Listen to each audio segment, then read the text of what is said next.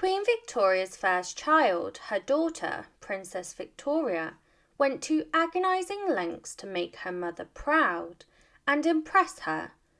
She later became the Empress of Prussia. Princess Victoria was able to rise very high, but her life ended with a giant crash.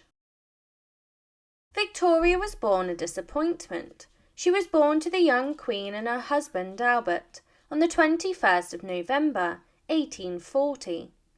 Queen Victoria had written in her letters that if the baby was born a girl, that she would drown the babe.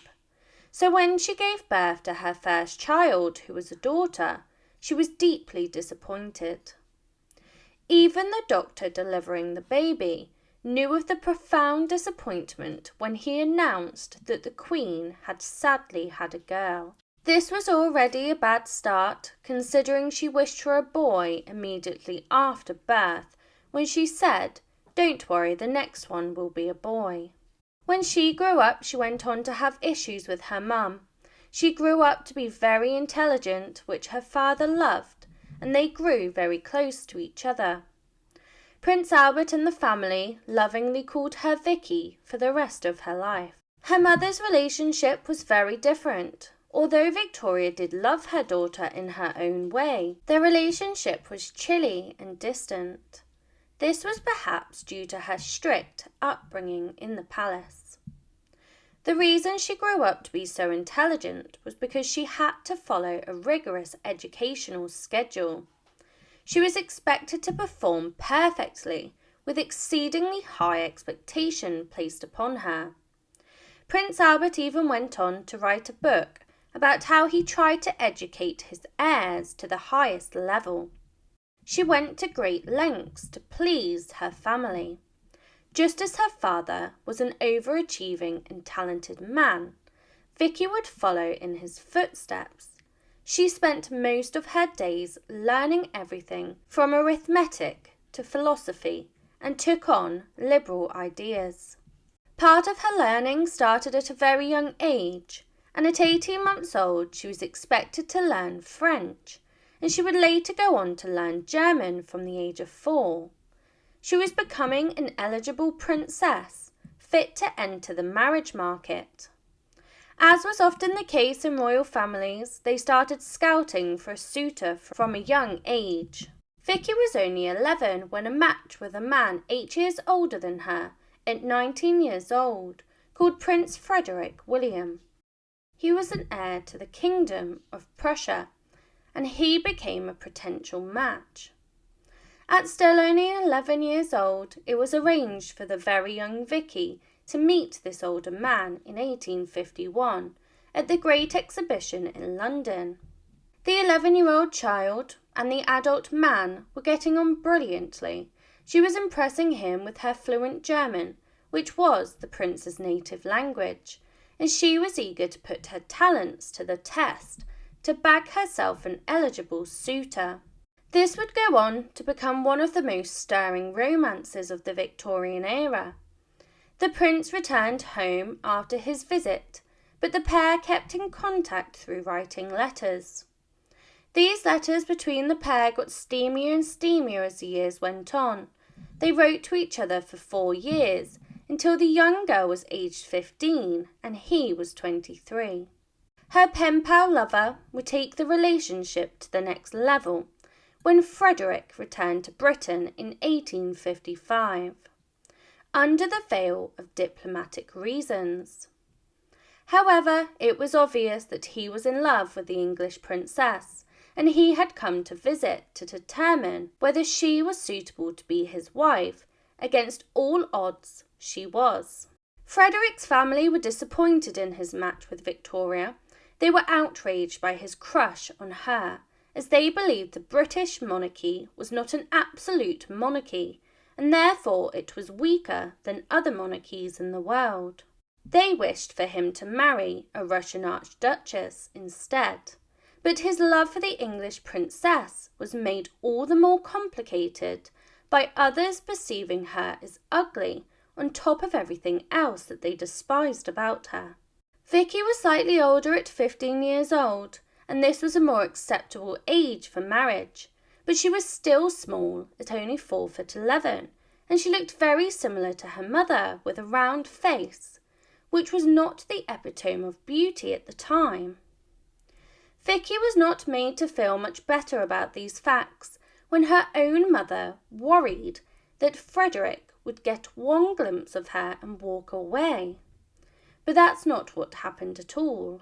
Vicky needn't worry. The pair got on amazingly when they were able to meet in person once again, and after only 3 days together, the prince proposed with the approval of Queen Victoria, with only one rule in place, that they waited until she was 17 years old before they got married. This was 4 years of communication and love in the making.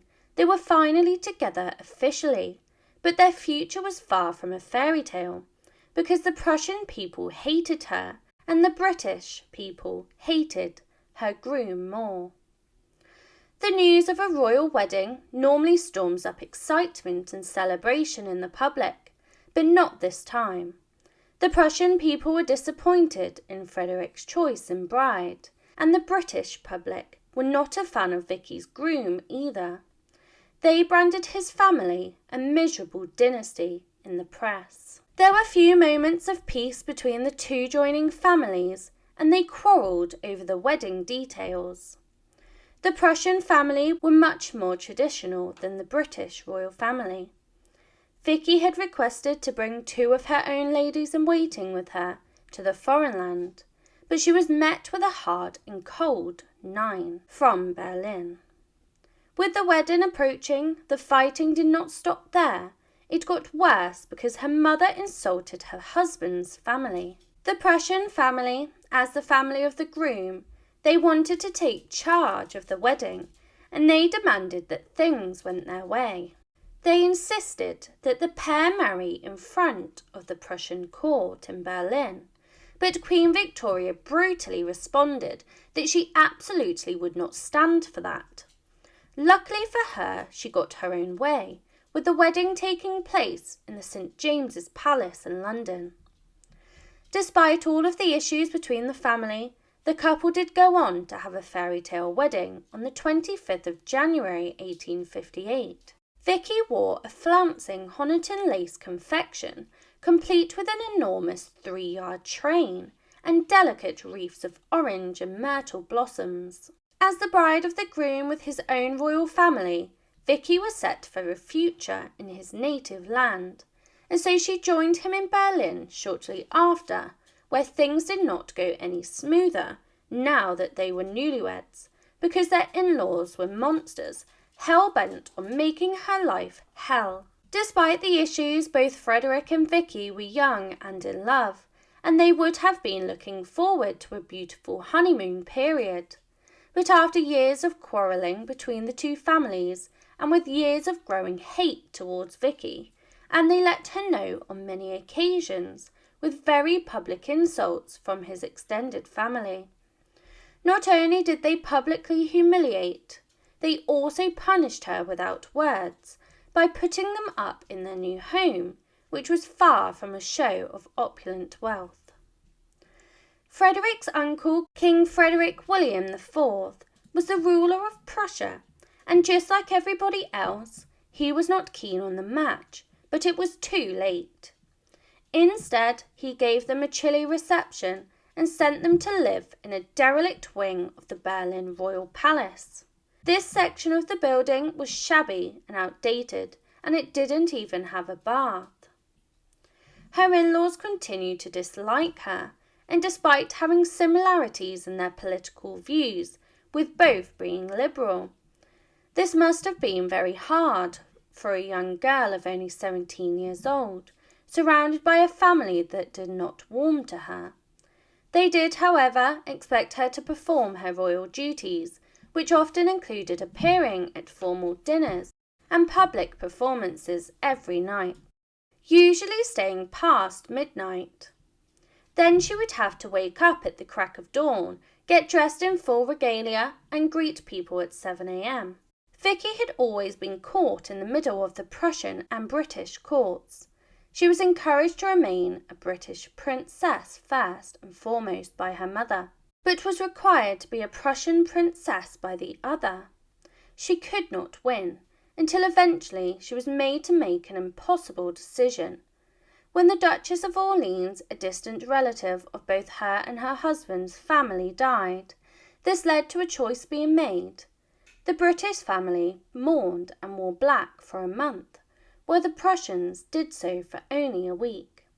She made the wrong choice in the eyes of her mother. She decided to mourn for 7 days, alongside her husband's family. Queen Victoria berated her daughter for not sticking to English traditions. She received many demanding letters from the Queen, until Prince Albert insisted that the Queen stop. Petty disagreements broke out as a result of the hobbies that Vicky decided to take up. She had always enjoyed gardening and decided to start this in her new home. The Prussians took this as an attack on their gardening styles, and when the princess took inspiration from geometric and simple English gardens, this led to a battle to make the palace's gardens as leafy as possible. Despite being a royal princess, she struggled financially, and her royal duties went without thanks. King Frederick Wilhelm gave his nephew an allowance, but it was so little for a royal expected to attend royal engagements of the highest standing, and so Vicky found herself having to go into her own dowry to keep them presentable at these engagements. This was a far cry away from the life that she was used to in the British royal family, and the transition took its toll on her. Vicky married young and went on to have children, young too. Within a year of marriage she was pregnant, as it would have been expected of her to be. In late January 1859, the princess went into labour, and the nightmare began when her son was injured. The people responsible for ensuring that her labour went swiftly did not follow their duties to the highest of standards. The maid delayed getting a doctor, and Vicky, who was just wearing a flannel nightgown, nearly died during the birth of her first child.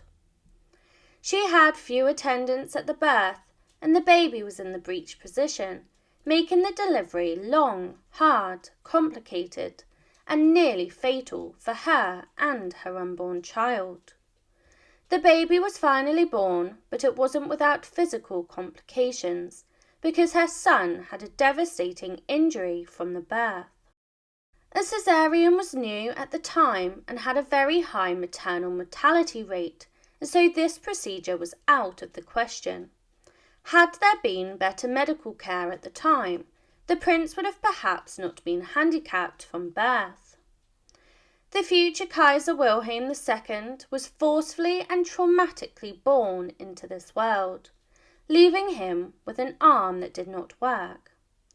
3 days after birth, his handicap was noticed by a nursemaid, who noted that his damaged left arm hung limply at his side.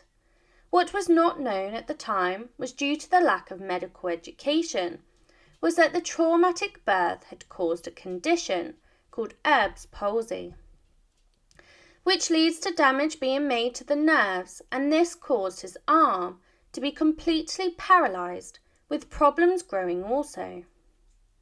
Princess Vicky was embarrassed by the heir that she had produced, and although it was no fault of either the mother or child, this male heir was supposed to represent strength and an ability to strengthen the relationship between Germany and Britain. To Princess Vicky, her son's condition represented weakness and reflected badly on her. Perhaps this is why she went to such disgusting lengths to try to cure him. When Vicky saw the extent of her baby's injuries, the doctors tried to convince her that the baby would heal and recover from his injuries, but unfortunately this was not the case. The trauma eventually led to the young child's arm withering, leaving it 15 centimetres shorter than his right arm. Shocked and disbelieving, the royal couple had to make a gut-wrenching decision.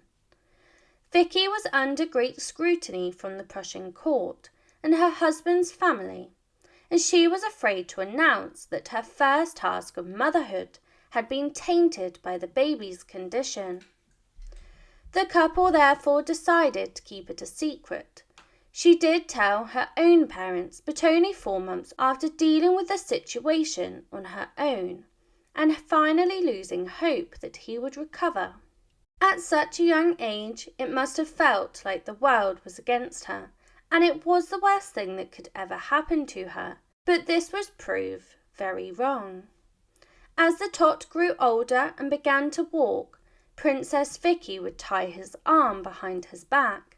She hoped that by taking away the use of the arm he could use, it would force him to use the arm that had been left free, but that was paralysed. This meant that the tot no longer had use of any of his arms, which caused him great distress, and Vicky noted that he gets so fretful and cross and violent and passionate that it makes me quite nervous sometimes. If these rituals were not disturbing enough for the young boy, he was also subjected to electrotherapy for most of his childhood. The procedure would take place almost daily, meaning he would suffer in pain every single day of his childhood for something that would never be cured this way. During the procedure, the young boy's head would hang to the side while he was strapped into an appliance so that he could not escape. A metal rod was used to straighten his back and a screw to pull his head upright. This therapy would have been agony for the young boy. Was it done out of love to fix his arm, or was it done to try to cure the embarrassment his mother felt over his disability? Princess Vicky was perhaps in denial that her son's condition was a permanent and lifelong one. She tried to fix his arm. She was convinced that the damage could be repaired. This is when the start of some disturbing and bizarre rituals were done to make his arm work again. At only 6 months, when his mother had realised he was still paralysed, she began to give him animal baths. Twice a week, his arm was put inside of a freshly slaughtered hare. The idea was that the warm blood would transfer vitality to the limb and make it work again. Of course, this did not work, but was perhaps just more traumatic for the infant. During her marriage to Frederick, the couple went on to have 8 children. None of the other births were as traumatic as her first. In 1861, another horrific tragedy occurred. Her beloved father, Prince Albert, suddenly died, which submerged the British public into a deep state of mourning, with her mother becoming a recluse. Vicky was devastated, and she returned to the UK to comfort her mother and to attend the funeral. When she returned to Prussia, it soon all collapsed on itself. Vicky was hell-bent on raising her children herself. She loved them dearly and refused to go on long trips away for fear that she would miss them too much. This made what came next all the more devastating when she suffered a mother's worst nightmare. Vicky's 4th child was a baby boy called Sigismund, and he tragically died at only 21 months old in 1866. He caught a severe case of meningitis, and with the medical care not being what it is today, he could not be saved. She was plunged into a grief that no one is ever prepared to face, with little support from others around her. Although Vicky was in mourning for her lost son, no one else seemed to be. Another one of her sons, Waldemar, passed in 1879, and again she received almost no sympathy from anyone in the Prussian court. Her own mother was too consumed by her own grief for her father, Prince Albert, that she did not believe her daughter was in as much pain as her, as her husband was worse to lose than a child. She made a big error in judgment when she hired a tutor to teach her children. That would go on to encourage Wilhelm to embrace his right to rule and banish anyone who got in his way. There was no time to worry about this yet, as her country was in ruins. Frederick's father, who was now king, nearly abdicated the throne when the country was experiencing conflict. The people hated Vicky more than ever at this point, and people thought she was a drama queen. Vicky tried to impress the court to gain their respect and get them to like her. She set up a military hospital to tend to the wounded in the endless conflict of the country. But the king blasted her actions and demanded that she stopped her theatre of charity. Still, that wasn't the only time the Emperor of Prussia would disapprove of Vicky and her husband. The pair were snubbed by the king, with him instead favouring their son Wilhelm, who he saw as a brash, militant German. This was perhaps a way to humiliate his son and to purposely exclude him from duties, despite being next in line to the throne. Vicky tried to get the Prussian people to like her, but each time she was met with disappointment and rage. They were never going to like her, because the views of the Germans were becoming ever more autocratic, while she and Frederick remained liberal in their views. Then suddenly the game got fatally dangerous. Vicky's husband, Frederick, came close to his rightful throne, but his health took a turn for the worse. He was suffering with his throat, and eventually he could barely talk at all. The doctors did diagnose him with a non-cancerous tumour and encouraged him to have surgery to remove it. Despite this medical advice, the pair refused any treatment for him, which caused outrage among the children. Wilhelm travelled to see them, and he accused his mother of being happy that Frederick was so gravely ill. No matter how much the children tried to convince them, the royal couple refused all treatment, and this led to one of the most bizarre circumstances in Germany history. Vicky became the Shadow Empress. Frederick's father died on the 9th of March 1888, and he appointed Vicky and Frederick as Emperor and Empress. They were shadow roles as they were expected to be replaced very soon due to the condition that Frederick was in, and so Wilhelm would take the throne anyway. Just before she gave up her Empress role, she took on a secret mission. She was a smart girl and had always been smart enough to suss out the situation. She wanted to protect herself and her legacy, and so she hid 3 boxes of personal documents in Windsor Castle in England. Her hope was to stop her enemies from gaining access to the information, and she was right to do this. The couple ruled as shadow rulers for only 99 days when Frederick died on the 15th of June 1888, only months after his father's death. He passed the baton to his son Wilhelm, who immediately betrayed his mother by invading her privacy. He ordered for his parents' residence to be ransacked by soldiers to try and find information that would be incriminating. Nothing was found due to Vicky's quick and pre-thinking. She knew her son would waste no time in betraying her once he had the throne. Vicky was now merely a dowager empress, and Wilhelm ensured his mother knew that she was no longer in charge and that she had been demoted. He punished his mother in other ways, once he could find no incriminating evidence against her. He banished her from the palace and tried to exclude her from society. He signed her up to take on traditional dowager duties by becoming a patron of the German Red Cross.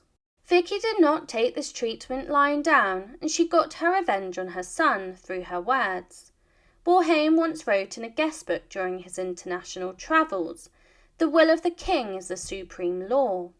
Vicky mocked her son in an attempt to humiliate him when she sneered, "The Tsar, an infallible Pope, a Bourbon, or our poor Charles I might have pronounced that phrase, but a monarch of the 19th century?" By 1988, Vicky was suffering from her own poor health as she was suffering from terminal breast cancer. She had one final desire and dying wish. She did not want her son to use her private letters against her, and so she again smuggled them to England. There was good reason to hide these letters due to some of the cruel words she had remarked about her own son. In one letter she wrote to her parents when Wilhelm was young, Vicky confessed, "He is really smart for his age. If only he didn't have that unfortunate arm, I would be so proud of him." Victoria devoted part of her final years to painting and to visit the artist colony of Kronberg. In her last days she used to walk in the morning and spend long hours writing letters or reading in the library of her castle. The cancer she was suffering with was inoperable, and it forced her to stay in bed for long periods of time. The cancer had spread to her spine by the autumn of 1900. The Empress Dowager died on the 5th of August 1901, less than 7 months after the death of her mother. She was buried next to her husband in the Royal Mausoleum at Potsdam on the 13th of August 1901. Her tomb has a recumbent marble effigy of herself on top. Her 2 sons who died in childhood, Sigismund and Waldemar, are buried in the same mausoleum. In the end, Wilhelm really should have listened to his mother. After decades of autocratic rule and the outbreak of World War I, Wilhelm was the last emperor of Germany. In 1918, he lost all support and power, and he had to flee to the Netherlands. Yet, Wilhelm finally found out that the will of the king was not supreme law. Being a daughter of Queen Victoria should have meant living a fairy tale life, full of wealth, power, and love. Instead, she lived a life of betrayal, loss, and tragic endings. This is part 1 of the forgotten story of Princess Alice. She was born a royal disappointment from the moment of birth. She was the 3rd child, and after a son was born last time, the public eagerly awaited the birth of another son and heir to the throne. However, this was not to be when she was born a girl, Princess Alice, on the 25th of April 1843, at Buckingham Palace. Her birth was not a happy occasion. The Privy Council even sent a letter to her father, giving congratulation and condolence. Her life was different than people imagine a princess would live. She lived with parents who were obsessed with each other, but also obsessed with their children being the best that they could.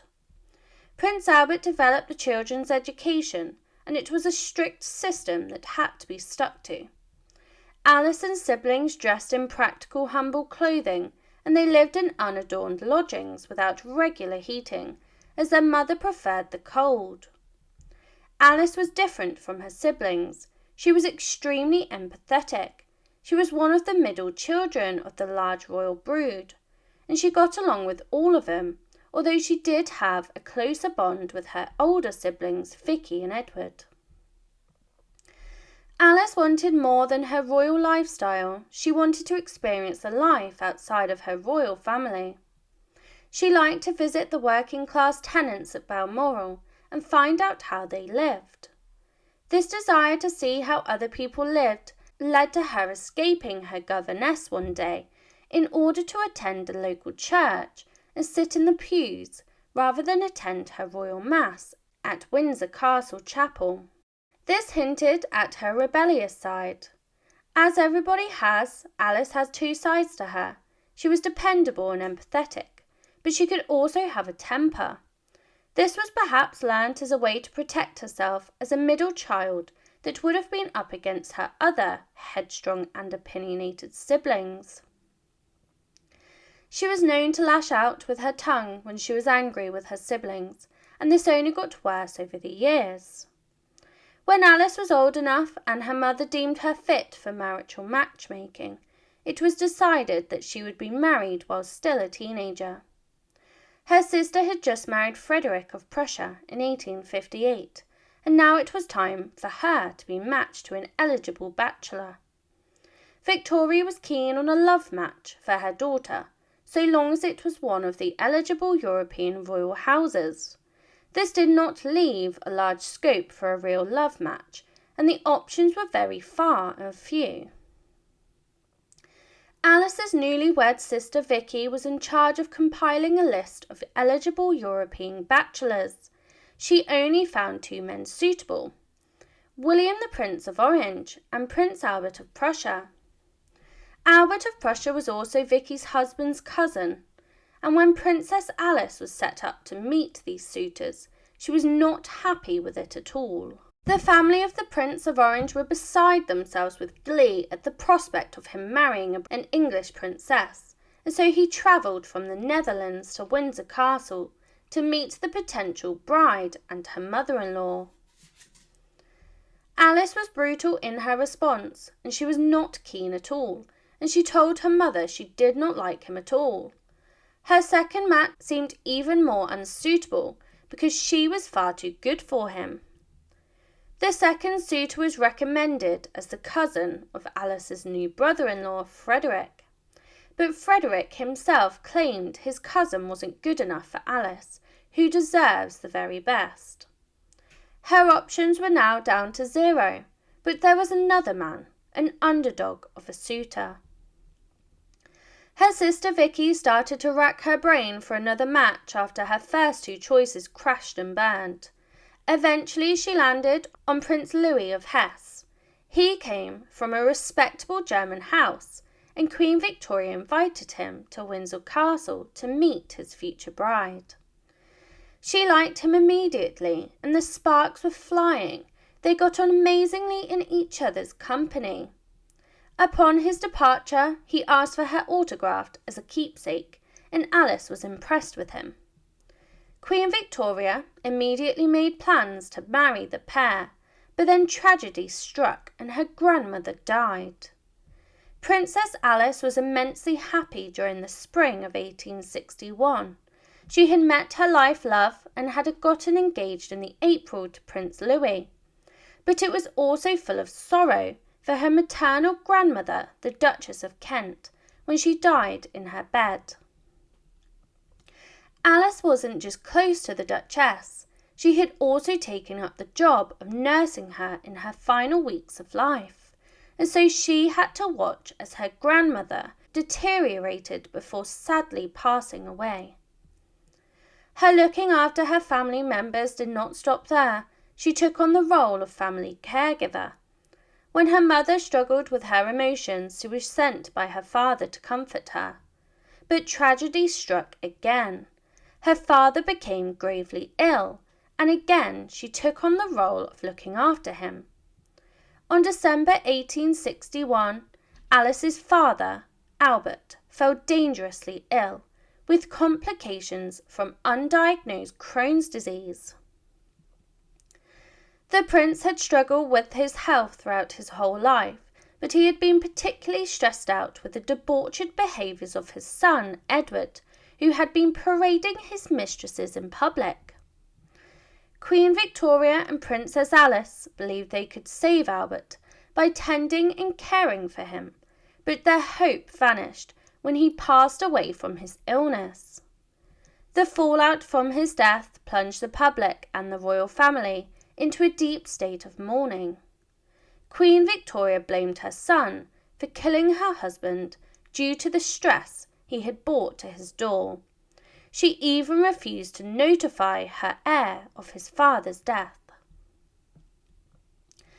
Alice was not one for tensions in the family, but she was struggling with the morality of not telling her brother of her father's death, and so she betrayed her mother when she went behind her back to sneak a telegram to Edward.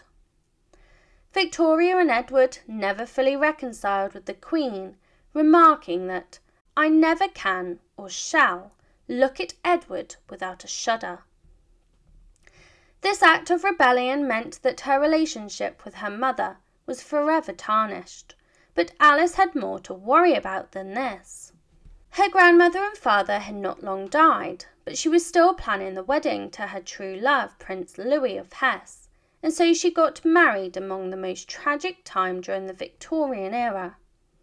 In pure British fashion, and with a stiff upper lip, Queen Victoria insisted that the ceremony go ahead even after Prince Albert passed. The wedding went ahead on the 1st of July 1862, but it was not the fairy tale wedding she had hoped. It was more of an extension of the family's mourning than a wedding. Alice should have gotten married, and it should have been the happiest day of her life, but it turned more into a nightmare. The whole palace was still in the depths of mourning for Prince Albert, and no one was trying to hide it. Her large opulent wedding was downsized from a church to converting the dining room of her childhood home into a chapel. Not only was her wedding much smaller than anticipated, she also wore black at her wedding.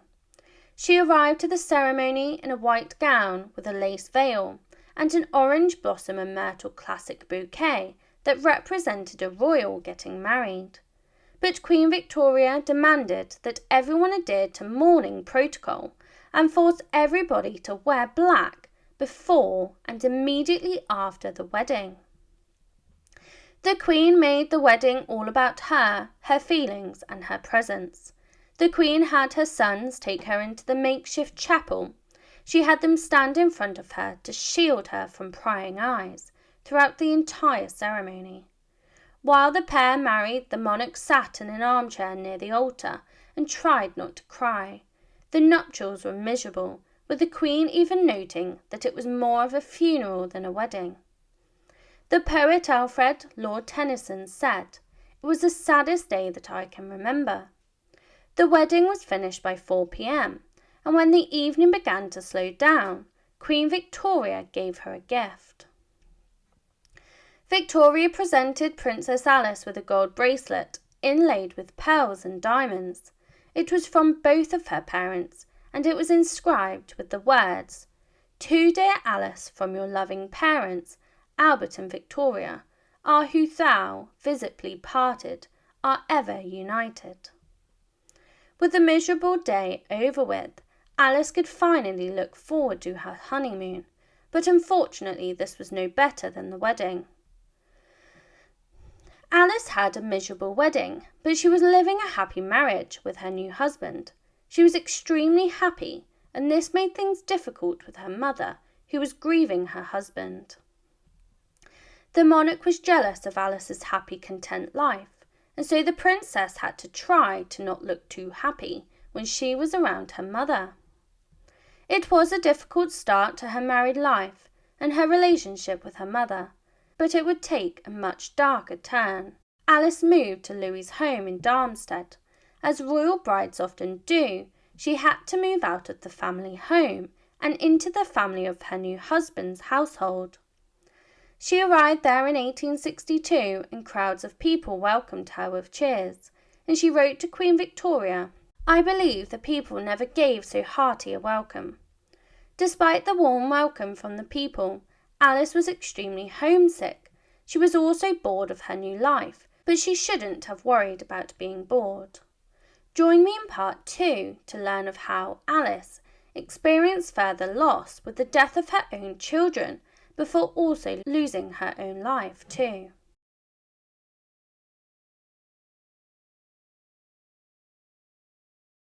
Her father-in-law disgraced her, and Hesse simply couldn't accommodate someone of Alice's considerable rank.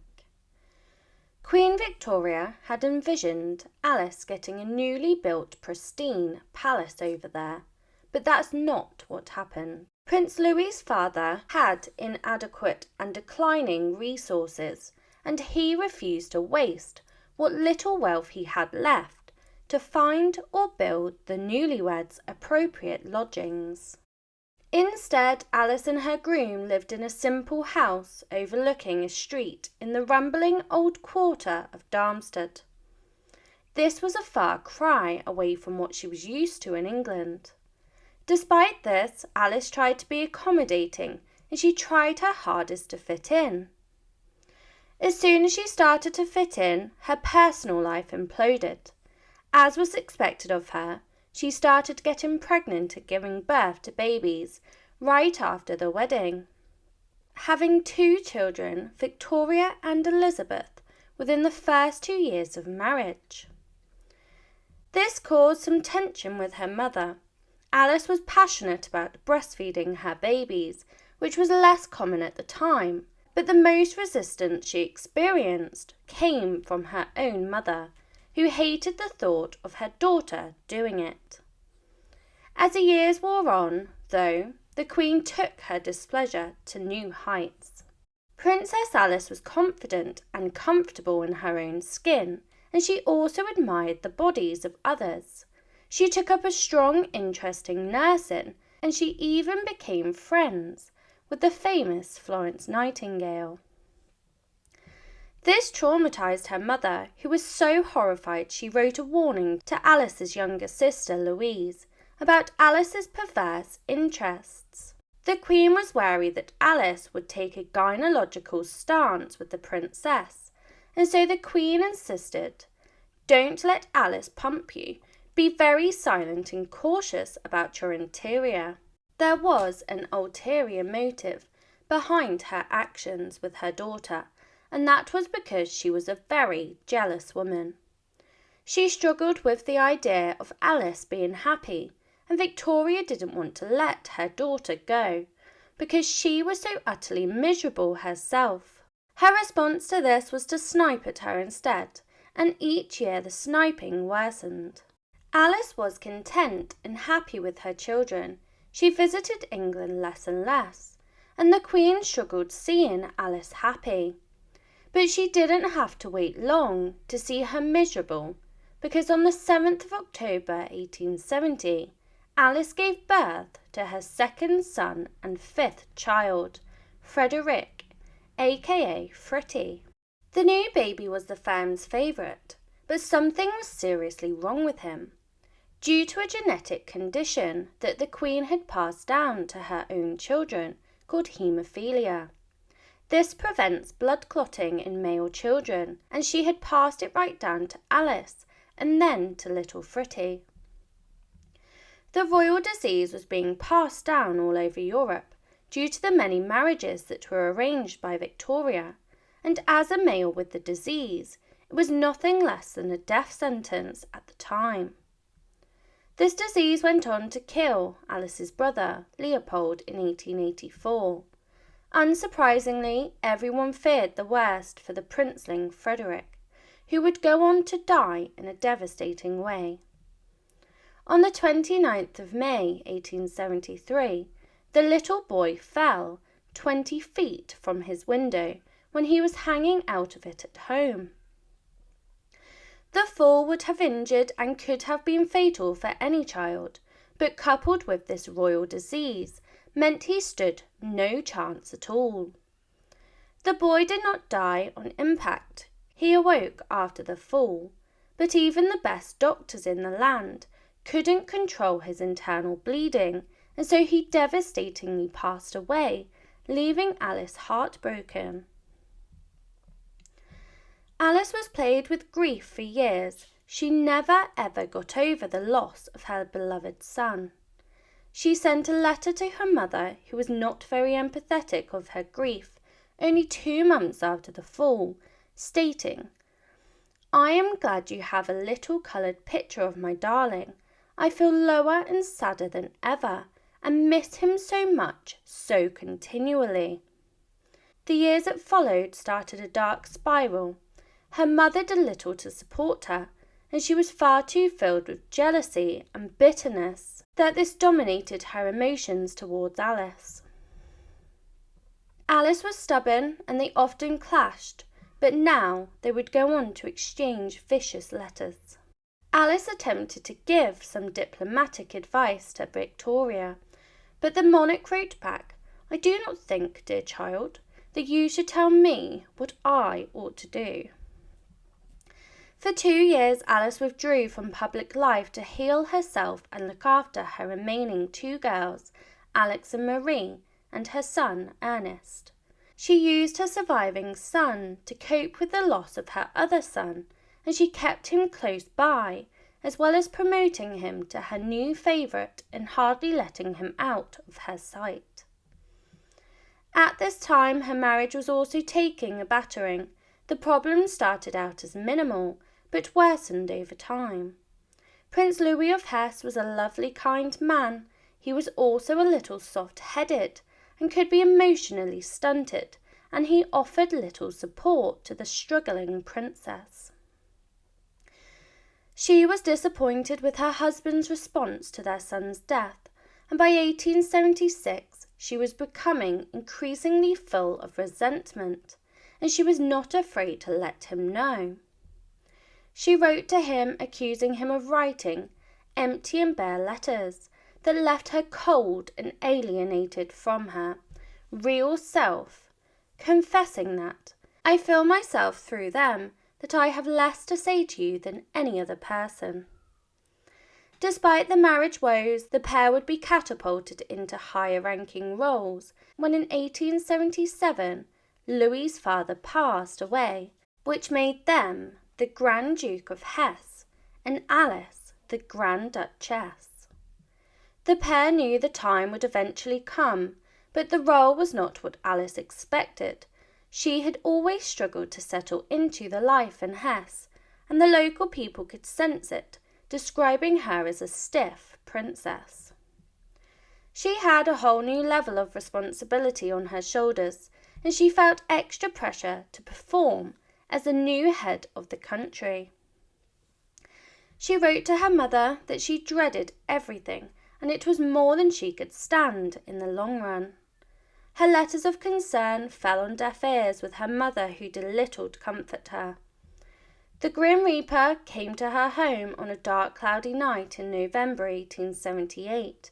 Early in the month, Alice's oldest girl, Victoria, took ill with a sore, stiff neck. They were not to know that her diagnosis was terminal and that she had contracted diphtheria, a bacterial infection that was often fatal in the Victorian era. There was not long to get their heads around this, as within days she died.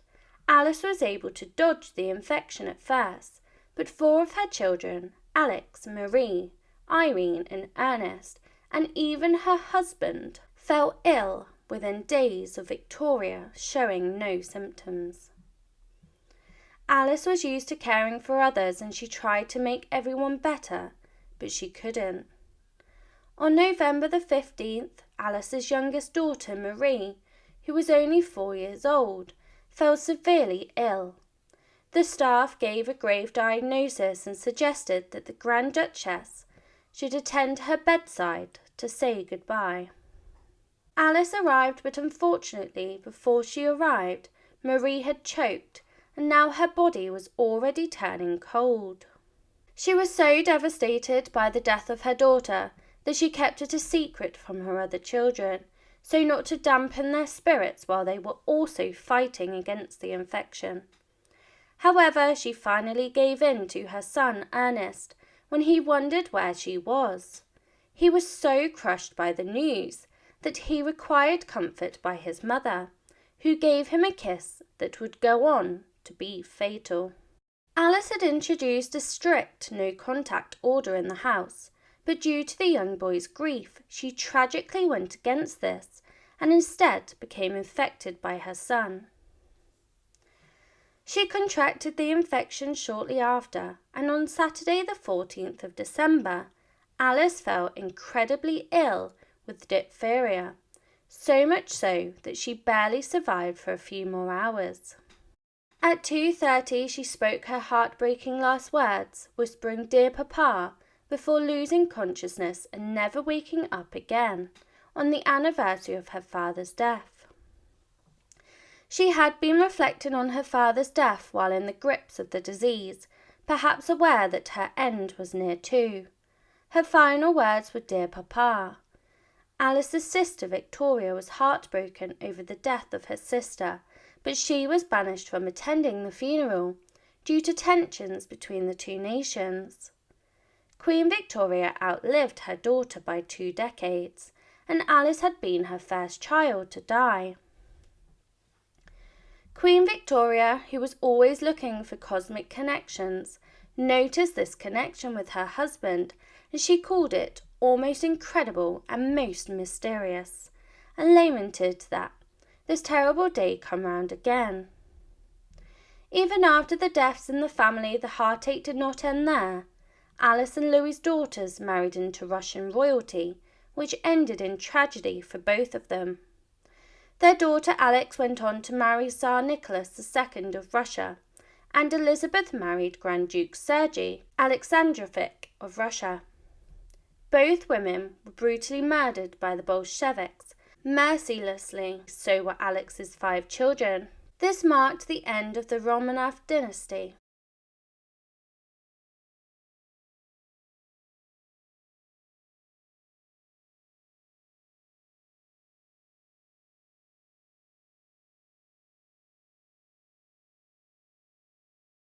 Astonishing facts about Princess Helena, Queen Victoria's daughter.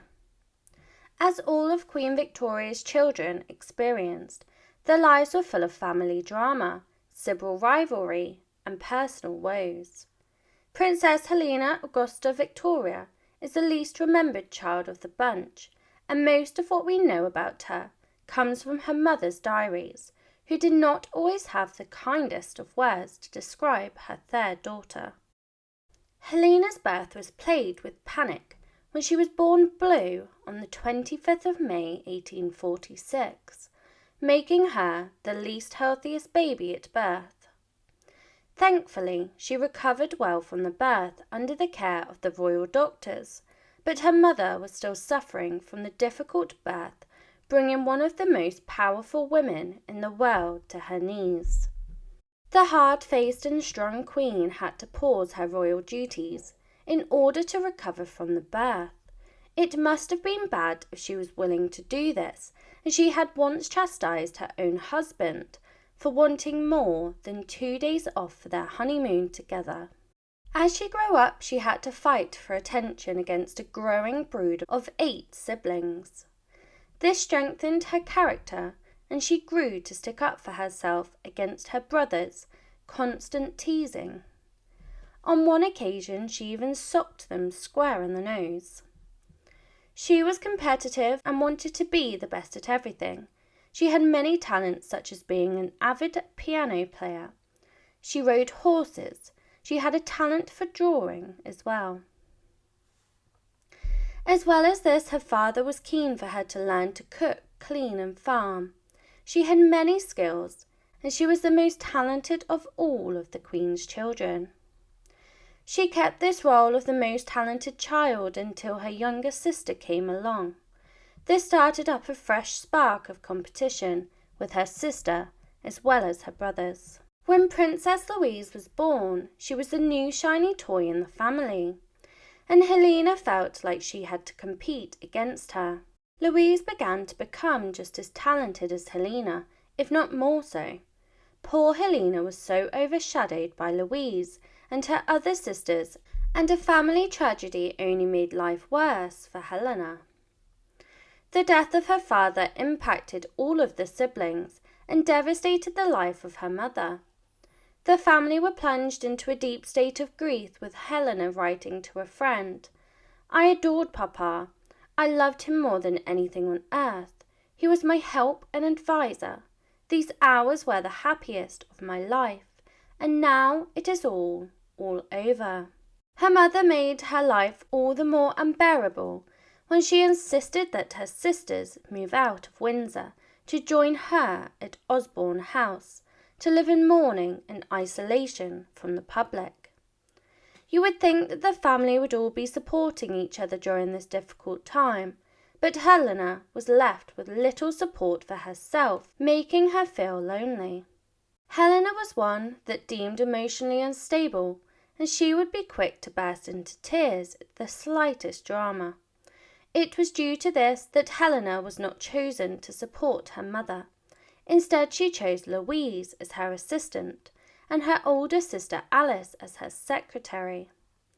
Left to her own devices led her to fall into some tragic traps, such as falling for the wrong man. She had little support and affection from her immediate family, and so she turned to others for this affection instead. Unfortunately, Helena found that affection in the form of Karl Ruland. This romance was doomed from the start. Not only was Ruland the former private secretary to her dad, but he was roughly 13 years older than her. Queen Victoria found out about the pair's romance, which fueled some furious rows between the pair. From the moment onwards, she was not trusted with her own love life, and so her mother took control of this area of her life. Queen Victoria fired her lover and sent him packing back to Germany. Helena was left heartbroken by the separation, and panic stations were set in place to marry Helena as quickly as possible to avoid this kind of scandal happening again. Her mother chose her husband for her, and Helena was deemed non-pretty compared to conventional beauty standards at the time. She was chunky, dowdy, and double-chinned, meaning she was far away from the fairy tale princess look. Due to being a middle child of such a big brood, it made the marriage prospects less secure. Her mother threw in one more condition that made marrying Helena a difficult pill to swallow because she was underestimated. Her oldest sister had been married off in 1862, and so Helena was forced to replace her role as unofficial secretary, something her mother had previously doubted her ability at. Much to her mother's surprise, she excelled at the role, and she made an excellent companion to the Queen. Victoria then insisted that any suitor for her daughter would live in the Queen's residence with them. This was not a desirable situation, and so many men refused to agree to the strict criteria. The one that did agree went on to tear the royal family apart, and he was no royal suitor. You have to think about the type of man that would be willing to agree to this arrangement. The man chosen for Helena was Prince Christian of Schleswig-Holstein. He was older than Helena, as well as being pretty poor in comparison, and his family's duchies were being fought over by Prussia and Denmark. Helena's elder sister, the Crown Princess, was all for the match, but her sister Alice spoke out openly against it. Their proposed marriage caused many disagreements within the family, and they weren't the only ones squabbling over it. Alexandra of Denmark, Helena's sister-in-law and daughter of the King of Denmark, was especially outraged by the marriage. She believed that the lands in dispute belonged to her father, and to Helena's sister-in-law, the Queen's decision to marry Helena off to Christian was nothing short of disgraceful. It is obvious that Helena's match to Christian was a massive political scandal, but what did Helena herself have to say about all of this? Against all odds, against the age difference, despite him being from a poor family, despite the family uproar, the pair were extremely happy with the match for themselves. She was happy with the match, and she found him pleasing, gentlemanlike, quiet, and distinguished. It didn't take much persuasion from her mother to find the match a perfect one, and so the marriage went ahead against all odds. But the marriage would do little to improve her standing in the royal family. Helena's wedding was organised for the 5th of July 1866, and the whole spectacle was a disaster. There were members of the family that refused to attend, including Edward, her brother, and husband to Alexandra. They were in protest against the wedding, and on top of this, one of the guests had a sudden gout attack. Further to the trauma of the day, one of the royal guests commented that Helena looked like she was marrying an aged uncle. It wasn't the best start to married life, and the protests from family members only grew worse. Most people would have crumbled to the undoubted pressure that the newly married pair faced. Helena and her new husband defied all odds by having a relatively quiet marriage. He was a perfect man for her, and they devoted themselves wholly to each other. Princess Helena mostly found happiness in her marriage, despite being the least eligible bride of the royal brood. The pair had promised to stay close to the Queen in her residence, but Helena was struggling with the responsibilities. She was newly pregnant while juggling her role as her mother's personal secretary and best friend, as well as being a new wife. Her body was taking a toll with the pregnancy, and she became unwell frequently as a result. Helena took after her mother and became pregnant quickly, giving birth in rapid succession. She gave birth to Christian Victor in 1867, followed by Albert in 1869, Helena Victoria in 1870, and Marie Louise in 1872. The pregnancies took their toll on her body and her health, and she became unwell often, which her mother was not very empathetic of, because her mother struggled to believe that she was even ill at all, and often accused her of hypochondria. Helena was absolutely not a hypochondriac. She suffered from very real bouts of illness, including rheumatism, joint pain, and severe congestion in her lungs. There were some lifestyle choices that would have not helped her ill health. She suffered from addiction. Her substance of choice was opium, which would have been prescribed by her own doctor, and her addiction spiraled out of control. She went on to grow her own life with her husband and children, but she suffered grief and loss of her own. On the 12th of May 1876, Helena and her husband welcomed baby Harold, the fifth of their children, into their lives. Helena was overjoyed, but this did not last long because the poor baby only lived to 8 days old.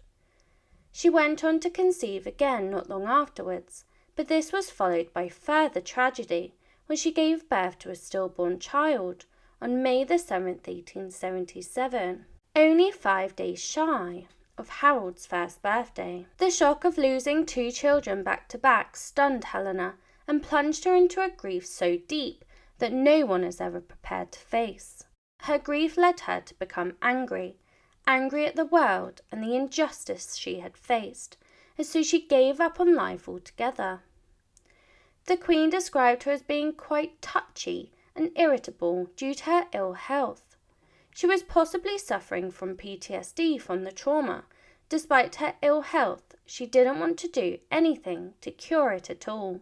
She refused medical attention, which only worsened her condition further and led to her poor fate.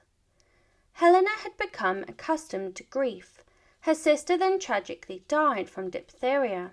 Helena was paralyzed by grief at this stage. Helena's sister, although initially opposed her marriage to Christian, Alice was the one to convince Edward to show up to Helena's wedding. The pair had their differences, as siblings often do, but they were there for each other when it counted. After everything she had experienced in life, it pushed her farther away from her mother, perhaps due to the lack of emotional support given to her throughout her years of hardship. She was pushed closer to the husband she had built a life with, and consequently she began spending even less time with her mom. The Queen had matched the pair in a deliberate attempt to keep the couple close to her, so when they drifted away, she was truly annoyed and angered. She pushed for radical solutions, and in 1887, Helena became the president of the British Nurses Association. She used her influence as the president to support the radical idea of creating a nurse registry in order to improve the education and status of those devoted and self-sacrificing women. She took her role seriously. She was not interested in just being the face of the project. She wanted to put her passion into action. When some members opposed her ideas, Helena wasn't afraid to shut them down. Helena was a natural leader. She was a smart cookie and was talented in many areas. One of her most natural skills was her ability to lead, just like her mother, the Queen. She ran the organization she led with brutal efficiency. Anyone that questioned her was met with her power and confidence that her wish was sufficient a reason to go ahead. In her private life, she did not exceed such confidence. She was battling with an opium addiction still, and it was spiraling out of control. The family were becoming concerned. Her mother, who had never been concerned of her health before, was worried, as well as her husband, who begged the doctors to stop supplying her with it, of which Helena was furious about when she found out. She could not stop now. Her addiction had taken a grasp her entire being, and it nearly broke her. Rather than the request that her husband had made to the doctors, Helena demanded the doctor supply her with more drugs, to which he responded by refusing to give her anything at all. Withdrawal from opiates will make you extremely ill, and Helena was no different. She even complained of losing her sight. Luckily, with a bit of family support from her elder sister, she was able to give up the habit. It was an amazing personal accomplishment, but a tragic family event cut Helena's celebrations short. Helena was impeccably proud of her children, and her eldest son had become a major in the British Army, which saw him take trips away to battle. When he left to depart on another trip to South Africa, she never imagined that she would not see him again. But her son died during this trip when he caught malaria, and she received the news by telegram on the 25th of October 1900 that he was dangerously ill. Despite having the best medical care at his disposal, 5 days later, a second devastating telegram with the news that he had died from the illness. Helena was used to grief. She had already lost many members of her family. But Queen Victoria did not take the news very well at all. She was quite elderly and her own health was deteriorating. Helena and her sister Beatrice comforted their mother on her deathbed while they watched her slowly wither away. Finally, on January the 22nd, 1901, Helena's mum breathed her last breath. Her death would mark the end of the Victorian era, and with this came great change, especially the power dynamics of the family, which shifted, meaning more family drama and personal calamity. Helena's siblings disappeared from her life one by one, but the loss of Edward hit her especially hard. Edward VII had been almost abandoned by his own mother, as she blamed him for their father's death, but he was the heir to the throne and next in line for the crown. Edward VII, accompanied by his wife Alexandra of Denmark, kept Helena at arm's length. His wife was full with extreme jealousy of the royal family, which didn't bode well for a close sibling relationship between Helena and Edward. Not only this, Alexandra never really forgot the betrayal that was Helena marrying her husband, and she got revenge on Helena as queen consort. Helena's passion for nursing was evident in her actions. Alexandra decided she was now keenly interested in the cause, and so she demanded that her position as president was replaced. This led to things becoming increasingly toxic and nasty. The removal of her role as president was removed, which led to Helena feeling resentment against her brother and his wife. She had been outranked by her sister-in-law, and so she handed the reins over to Alexandra. Ever the dutiful princess, Helena continued supporting the monarchy, but she didn't serve the new king for long. Edward was an avid smoker, which ultimately led to his death. After a short rule of only 9 years, the new monarch passed as he suffered multiple heart attacks and met his end. Only 4 years later, World War I broke out across Europe. This plunged Helena's family into personal strife when her own son fought for the Prussian army rather than the British army. Her son betrayed her. He battled and fought for the Germans, who were wholeheartedly against Helena and her homeland. She lost contact with him due to the war, and she would do nothing but wait for it all to come to an end. What she found out afterwards shocked her to her core. None of Helena's children had gone on to reproduce children of their own, or so she thought. She had gotten used to the idea that she would never be a grandmother. That all changed when Albert admitted to having a secret affair that resulted in a daughter named Valerie Marie. Though he never revealed the identity of the girl's mother, in the most gut-wrenching way possible, Helena now had a granddaughter. Despite giving up her title as president, Helena's passion for nursing never left her. She spent her spare time visiting hospitals during World War I, and her motivation was to improve the spirits of people staying there. She was loved by the ordinary public for her passion for the cause and her charity work. During World War I, Helena and her husband enjoyed their 50th wedding anniversary. This marriage that so many were against had stood the test of time, and it was the longest out of all of her siblings. That didn't mean her husband was totally perfect, though. He was the perfect husband and the perfect father, but he was pretty useless when it came to his influence on the royal family. He wasn't interested in helping the princess with her royal duties, but despite this she loved him anyway. The couple were happy together and deeply in love, but the beginning of their relationship started off on an awkward footing when he believed he was meeting the Queen to become her new husband instead of Helena's. The couple had been married a long time, but in 1917 her husband died at the age of 86.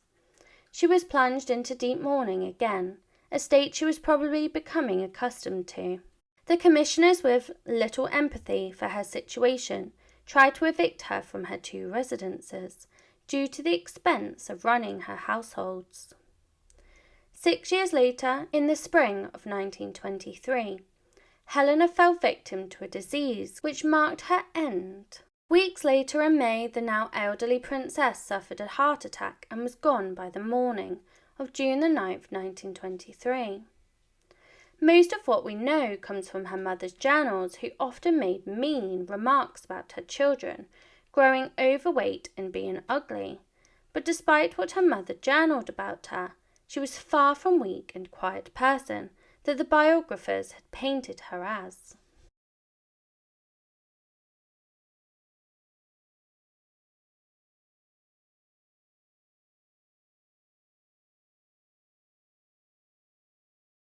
Bold facts about Princess Louise, the rebel daughter of Queen Victoria. Born on the eve of Europe's first wave of revolutions, Queen Victoria recognised that her daughter, Princess Louise, was certain to be distinct. And distinct she was. Princess Louise was an intelligent child who ripened into a provocative, secretive revolutionary. Strap yourself in and join me learning about the Queen's most rebellious daughter. Her mother knew she would be special. Princess Louise was born and presented to the world on the 18th of March 1848. The year she was born in was one of troublemaking and rebellion, and in 1848 the Europe's age of revolutions occurred. And it seemed that the year's rebelliousness would rub off on the little Princess Louise. When Queen Victoria gave birth to her daughter, she envisioned that Louise would be something peculiar, and she was right. Her birth was scandalous because after the Queen endured 5 painful labours, Queen Victoria reasonably wanted some pain relief. She ignored her royal advisers and she insisted on trying the new, controversial treatment called chloroform. The Queen said it made labour delightful, and the birth was scandalous because the Queen was basically high during the birth, which was against all conventions at the time. Louise was a curious cat, and the royal family believed in the old philosophy that children should be seen and not heard. But Louise was not going to go along with this. She was born rebellious, and from an early age she was a firecracker who was almost too curious for the royal family's tastes. Louise asked so many questions that the family nicknamed her Little Miss Why. As we'll see, the princess's desire to rebel only nurtured greater as she matured. However, Louise was not accustomed to grief, and she struggled to handle it. When Louise was just 13 years old, her beloved father, Prince Albert, tragically passed away in 1861. Even though Louise and Victoria didn't have the calmest relationship, Louise was her father's favourite child, and the death of her father was extremely hard for Princess Louise. With her mum so engulfed in her own grief, she did not have anyone around her to help her through her grief, and she felt so alone. Queen Victoria was so beside herself with her own grief that she could hardly keep herself composed, and in many parts of her life she was not composed or present.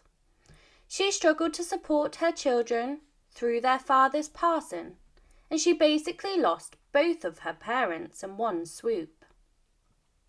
And so Louise became withdrawn and stubborn, but even with the probabilities weighted against her, she was a fighter. It took nearly 4 years after Prince Albert's passing for Louise to finally rejoin public life. Unfortunately, her mother had other ideas for her.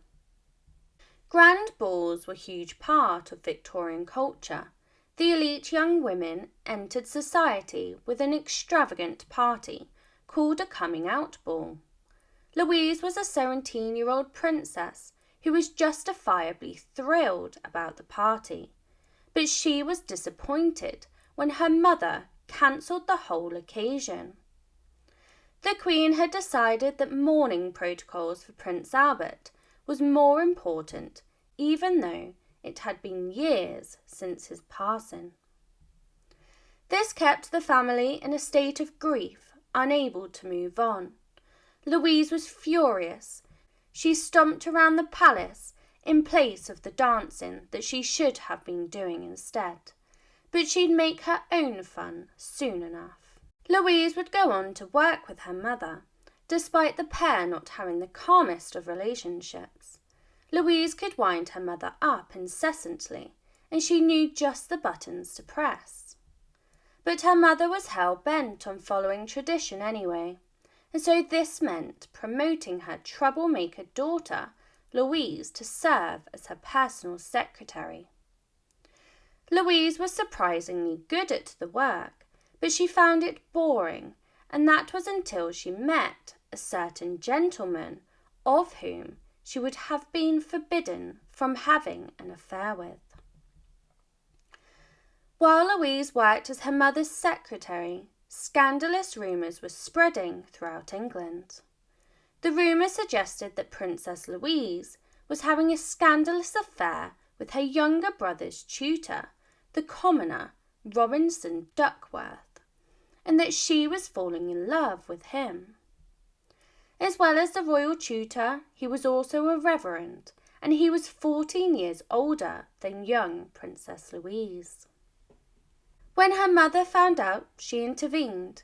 Queen Victoria was no fool. Victoria could see what was happening between the pair.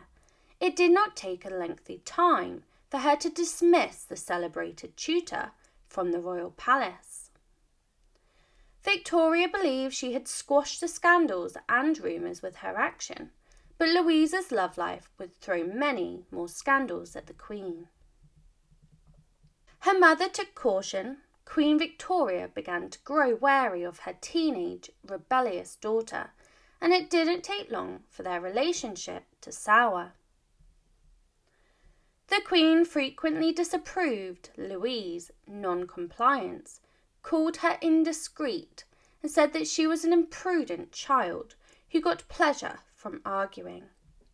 It appeared like no topic was safe in the royal residences, because Louise merely refused to hold her tongue. Thankfully, a change of scenery would give the royal family some relief when Louise broke the mould when she became the first princess to attend a public institution. As all of the siblings endured, the children were used to their father's strict and rigid tutoring system. This perhaps encouraged Louise to seek out the education she wanted for herself and blossom into the person she was meant to be. Louise refused to be stuck and trapped within the royal palaces, and living by the Queen's endless rules and protocol, and so she decided to venture into the world where she would make a scandalous impression. She became a famed artist. She had learned her skills during her enrollment at the National Art Training School, where she left England dumbfounded by becoming a sculptor. Becoming an artist was a man's role. It was scandalous for a woman to become an artist. Again, Louise followed her own dreams against all society rules. She rebelled and caused controversy by being a royal princess entering the male-dominated world of sculpting. It would have been expected of her to follow more traditionally feminine art forms, such as painting or singing. But even Louise's unconventional career choices didn't compete against her scandalous and dramatic personal life. She was a busy woman. Louise connected with numerous men during her lifetime, and the gossip on no occasion seemed to stop. Some sources claim that she had affairs with one of the Queen's later personal secretaries, along with the famed architect Edward Lutyens. Louise was a passionately liberal woman, although she preferred to keep her affairs a secret, perhaps to shield herself from her mother's wrath. The royal family were far more concerned with concealing even greater things than affairs. She was beautiful, and it was not hard to see why so many men were falling over themselves to be with her. The princess was absolutely gorgeous. She had pale skin, dark hair, and a slender figure. Unlike some of her other sisters, Louise was the Victorian era's idea of a jaw-dropping beauty. To this day, she is often called Queen Victoria's most striking daughter. She kept another huge secret. Louise was a handful for Queen Victoria. She was often having to intervene in covering up her daughter's explosive personal life in order to protect the royal family. It is alleged that the royal princess didn't just have an affair with Leopold's tutor Duckworth, but that she also had an affair with another of her brother's teachers as well. This time the man was Walter Stirling, and his relationship with Louise would send the royal family into a state of panic. The scandal was pushed far down into the deep realms of other royal secrets, but a scandal that has been resurfaced is one that would have caused great shame at the time. It is rumoured that Louise had given birth at the young age of 18, out of wedlock, and this would have brought endless shame and scandal to the royal family. It was Queen Victoria's doctor, Sir Charles Locock, that had started the rumour. He had helped deliver all 9 babies that Victoria birthed, and it was Charles Locock's son, Frederick, who adopted baby boy called Henry in 1867, which was a strange thing for a single man to do, and Locock seemingly started getting a fairly sizable allowance. He had also been given a grace and favour apartment in St James's Palace. When Henry was old enough and had his own children, he started to share the news that Princess Louise was his mother, and this story passed down throughout the next generations. The descendants of Henry Locock applied for permission to test the DNA from Henry's coffin to compare against Louise's niece, with the Tsar Alexandra of Russia, but unfortunately it was refused by the court of archers, meaning the truth was never fully known. In between all of her personal affairs, Princess Louise was still able to dedicate herself to philanthropy.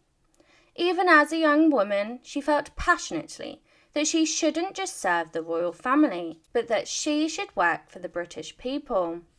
She used her influence as her mother's secretary when she helped open a hospital for children and became the face of royal philanthropy.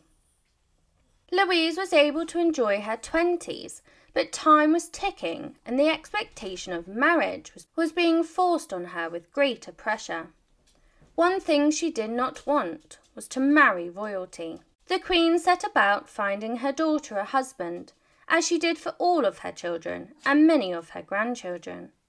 Her sisters had all married royalty, and the Queen proposed many princes from across Europe to Louise. But Louise was hell-bent on never marrying a man who was a member of any royal family. She already had to struggle with her own stuffy royal family. She did not want to cope with another. Louise knew what she wanted, and she wouldn't concede defeat. Her family was busy showcasing her across Europe, and Louise grew keen on a regular man named John Campbell. He was not a royal, but he was a noble. To the royal family, you were a prince or you were nothing, and despite him being a good pick, the royal family strongly rejected the scandalous marriage. Eventually, Queen Victoria saw sense and conceded. She even stood up for her daughter against those in the family who disputed the marriage. In 1871, Louise and Campbell walked down the aisle with the Queen's approval. However, the Queen did snub the nobleman, refusing him a kiss on the royal cheek, instead insisting he kiss her hand instead. Louise could not escape the rumours and scandals, and her wedding was another event that caused a stir. She had not married a royal, and so this would go down in history for centuries. The affair caused so much curiosity from the public, and so many people showed up to the ceremony that the authorities implemented for the first time in Britain chain-link barriers to protect the couple from the massive crowds.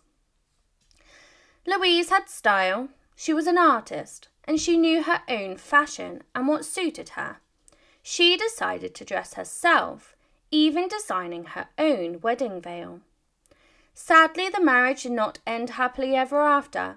Once married, Louise went straight back to her charity work, and she helped create the influential Ladies' Work Supply in 1871, a foundation that designed, created, and sold embroidery to help those in poverty.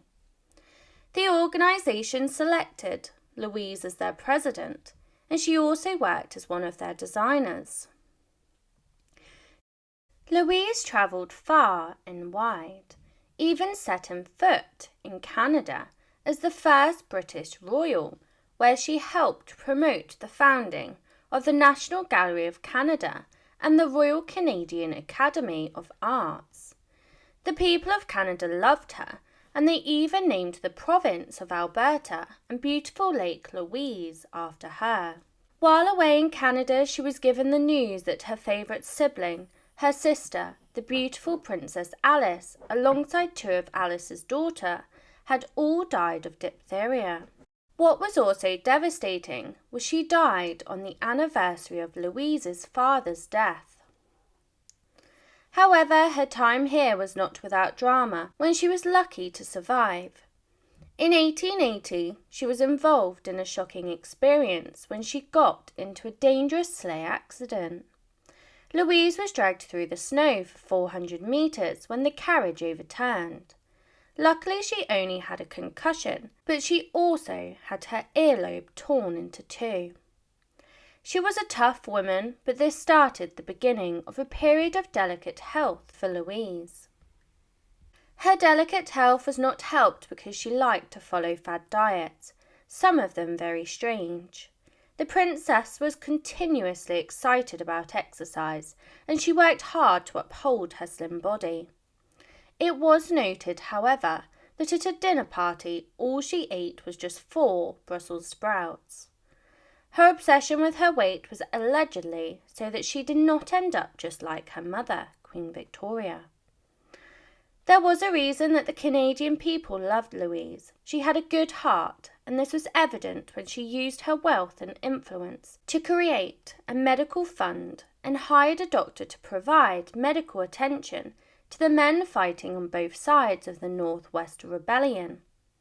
No matter their race, creed or colour, to her these were human beings that, regardless of their beliefs, needed help. Her good deeds were not without praise from her siblings, who were jealous of her rebellious behaviour, perhaps jealous that they were trapped under their mother's strict protocols. When Louise returned to England, her homecoming was anything but rosy. One of the members of her family that she got on well with was her sister Beatrice's husband, Prince Henry of Battenberg, who she potentially got on a bit too well with. During a period when scandals were society's form of entertainment, her relationship with Henry did not go unnoticed, and people began to suspect that she was having a twisted affair. Although Louise didn't care what people thought of her, and she didn't care much for appearances either, she was able to ignore the rumours, and the true information on this affair will never truly be known.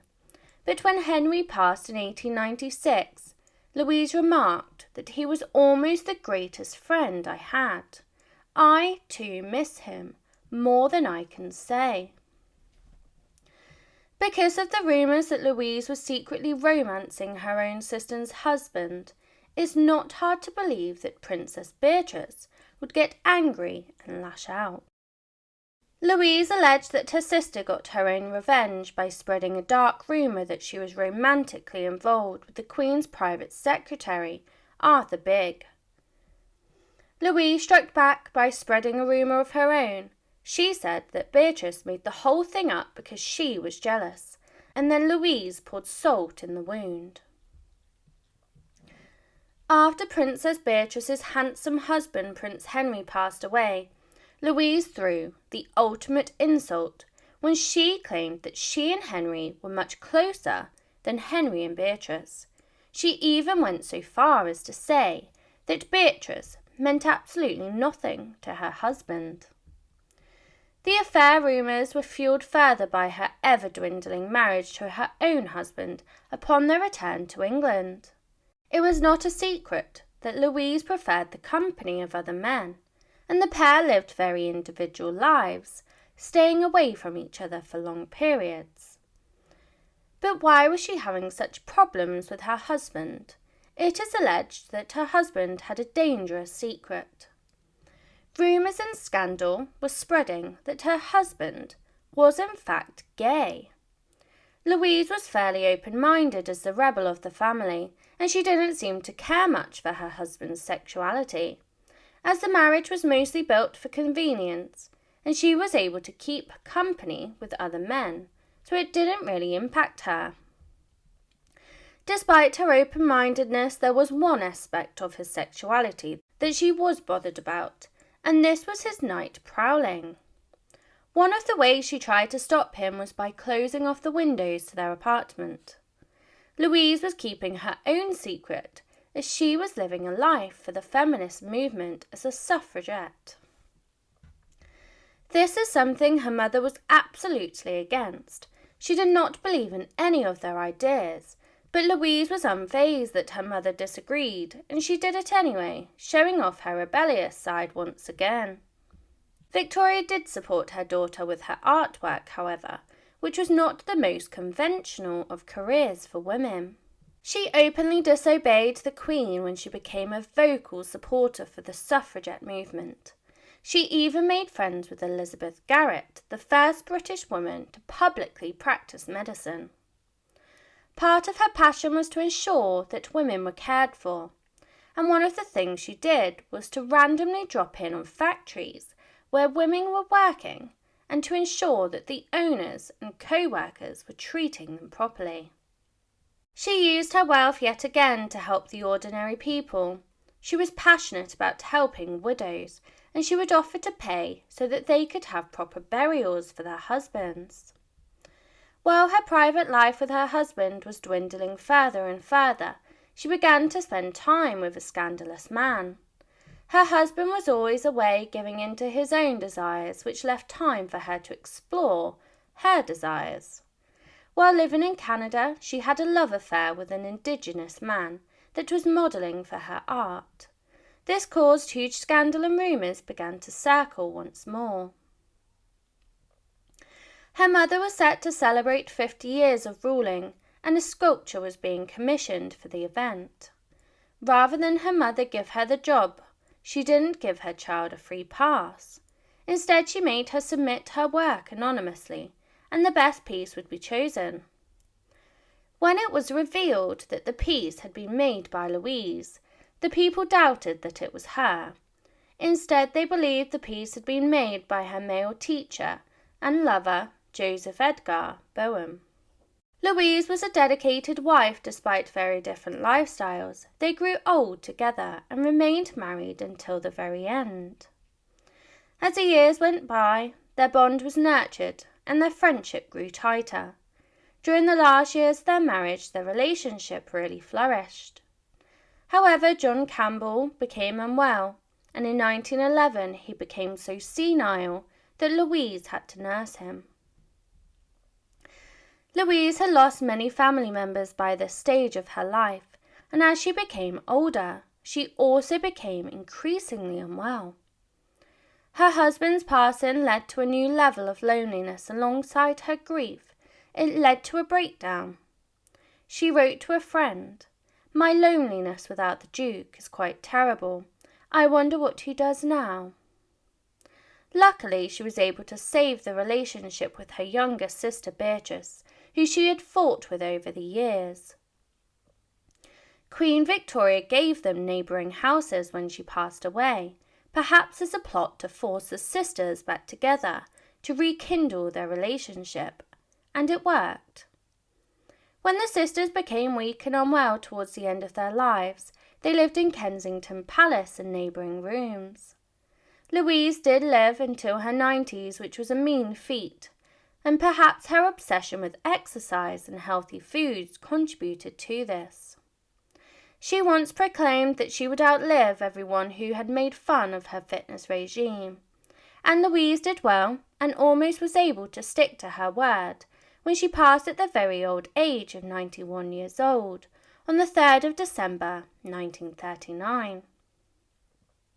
She remained a rebel even after her death, and one of her addictions was to cigarettes, and she owed a local shopkeeper 15 shillings, which is around $300 today.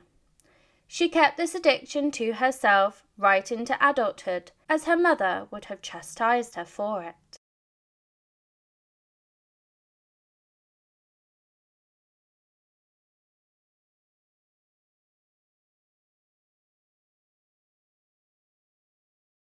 Beatrice was the youngest child of Queen Victoria and Prince Albert, and as often the case with the last-born child into a family, they are treated as the baby.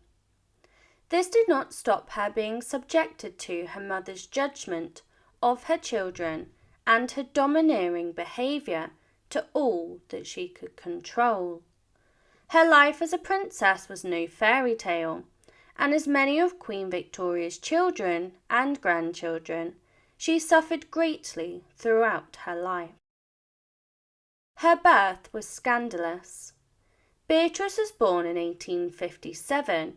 She was the 9th child of Queen Victoria, who was famous for not liking children, pregnancy, or childbirth. It was her dislike and discomfort in labour that led the public to view her birth and child in a scandalous manner. The use of pain relief was looked down upon at the time, as it went against nature and God's law. But Queen Victoria decided to use chloroform to dull her labour pains, which displeased the public greatly. Beatrice became a scandal even before she was born and had taken her first breath. She was the baby of the family. As the youngest of the royal brood, she was treated better at the beginning of her life, and both her parents spoilt her more than the others. Queen Victoria, who believed all babies were ugly, had called her last child, a pretty, plump and flourishing child. Prince Albert was overjoyed that the child would go on to become an intelligent woman, so that he could have intellectual debates with her as she grew older. This love did not come for free, as it was later revealed. She was subjected to emotional burden. All of her other siblings were adults, and they had all had their own issues and scandals. The future King Edward was living a debauched lifestyle that the royal couple disapproved of, and Beatrice was the last child living in the household, and it was due to this that they relied so heavily on emotional support from their only 4-year-old child. And that is a burden that was put on her that no child could possibly bear. She was the favourite. When her grandmother died, she was left to further support her mother in grieving for her. Victoria had pushed the majority of her children away so that she could grieve in peace, but she did allow Beatrice to comfort her, something a young child should not be responsible for doing. She lost her father at a young age. Only a few months after her grandmother passed, her father then died suddenly from a lifelong issue such as Crohn's that led to a problem with his bowel that later turned to sepsis. Beatrice was only a toddler. She was not equipped to death with such a devastating loss. Queen Victoria did not believe her grief was as great as hers. Princess Beatrice had to grow up very fast. When her father died, her mother plunged into such a deep despair that she basically lost her mother too. She famously dressed in black for the rest of her life and truly never got over Albert's death, withdrawing from her royal duties and her family duties too. Her mother used her like a live-in doll. Queen Victoria pushed all of her children away during her grief, but Beatrice was the chosen one, and she was expected to comfort her mother, and one of her tasks included laying in her mother's bed at night. There are reports that the Queen would pull Beatrice out of her bed and lay there sleepless, clasping to her child, while the Queen was wrapped in the night clothes of a man who could wear them no more. She endured intense pain for her mother. Beatrice was intelligent, and she was also a talented piano player. This hobby is something she was forced to give up due to an illness called rheumatism, which caused her pain and stopped her playing. Queen Victoria was not sympathetic of her daughter's pain and forced her to go out with her in sub-zero temperatures, even though it made her condition worse. Although you would expect this to push Beatrice away from her mother, it in fact did the opposite. She wanted to be a spinster. The child had become the Queen's closest confidant, and she depended on her baby for her emotional support. Beatrice declared at her sister's wedding that she wished to become a spinster and live with her mother forever.